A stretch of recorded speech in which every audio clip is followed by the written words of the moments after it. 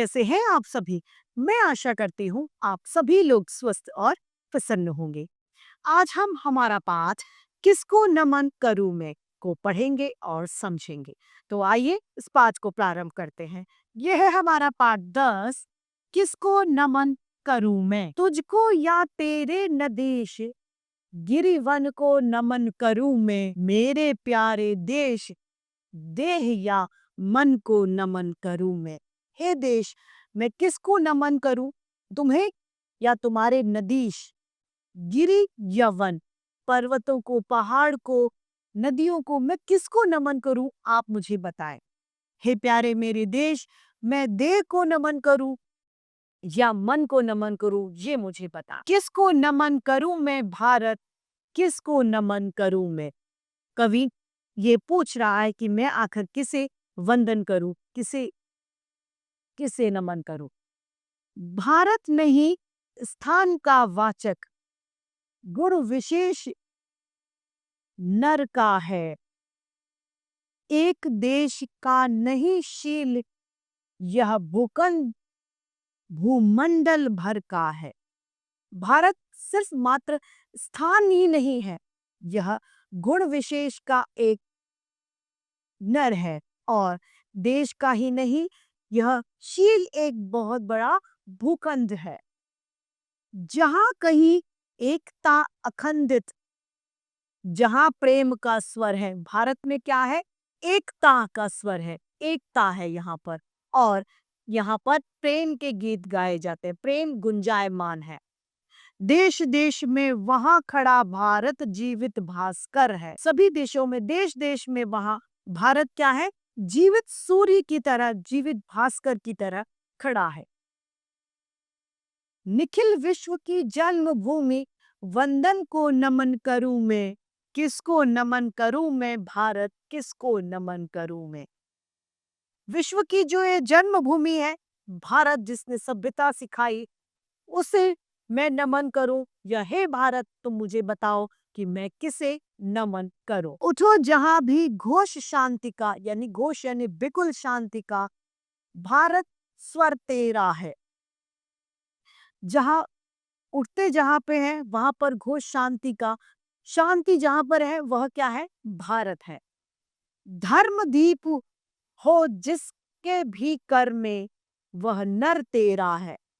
धर्म के जो दीपक जलाए जाते हैं वह हाथ तेरे ही नर के हैं, यानी तेरे ही मनुष्य के हैं। हे भारत, तेरा है वह वीर सम्य, पर जो अड़ने जाता है, किसी न्याय के लिए प्राण अर्पित करने जाता है।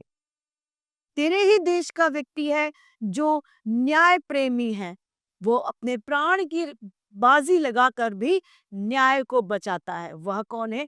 तेरा ही नर है।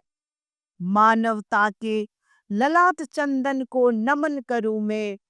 किसको नमन करूं मैं भारत, किसको नमन करूं मैं? कवि कह रहा है कि मैं, जो मानवता है हमारे देश में जो कूट कूट कर भरी गई है, उस मानवता के ललाट यानी उसके सिर माथे पर चंदन का मैं नमन करता हूँ। हे भारत, आप मुझे बताएं कि मैं किसे नमन करूं। तो इस तरीके से हमारा ये पाठ समाप्त होता है। आइए इसके शब्दार्थ को हम देखते हैं।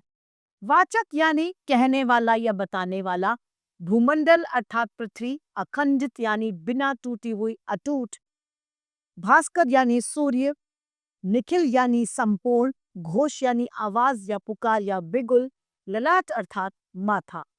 अभ्यास कार्य हमारा आता है पहला, मौखिक।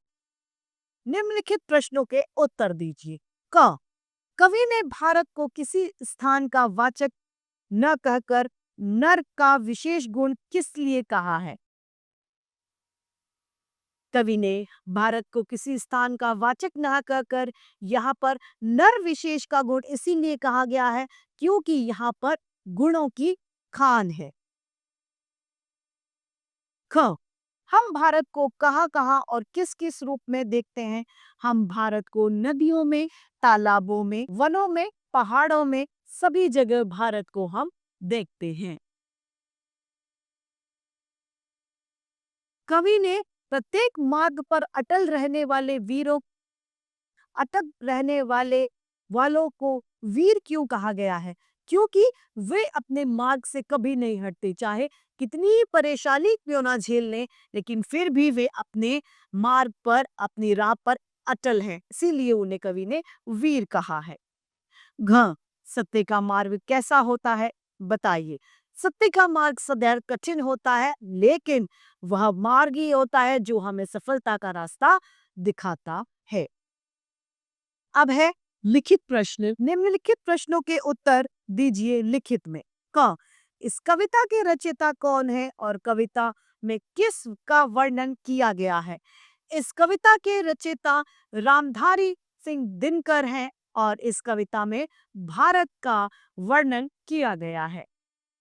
खान शील या भूखंड भर का है, इससे कवि का क्या अभिप्राय है? शील या भूखंड भर का है अर्थात यह जो संपूर्ण भूमि है, संपूर्ण जो भूखंड है, उसकी यह जान है, शील है। यह कवि का अभिप्राय है, जिसे भारत कहा गया है। कवि ने कैसे नर को भारत कहा गया है? कवि ने उस नर को भारत कहा है जो कि धर्म दीप जलाते हैं। वो कौन है? वह नर भारत का ही नर है।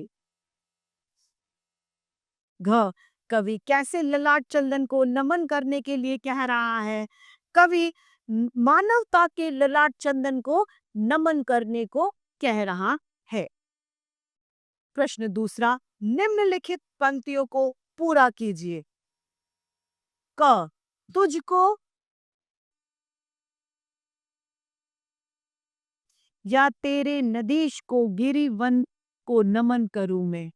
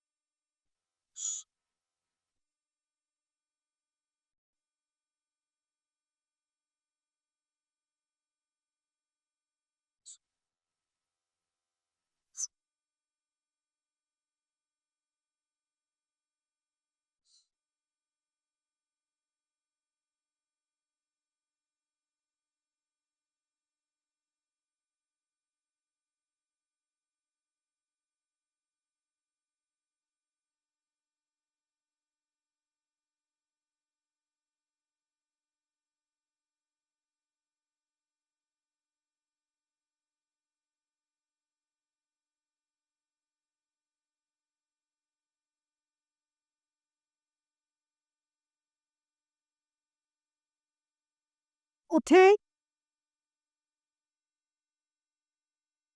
उठे जहां भी घोष शांति का, भारत स्वर तेरा है।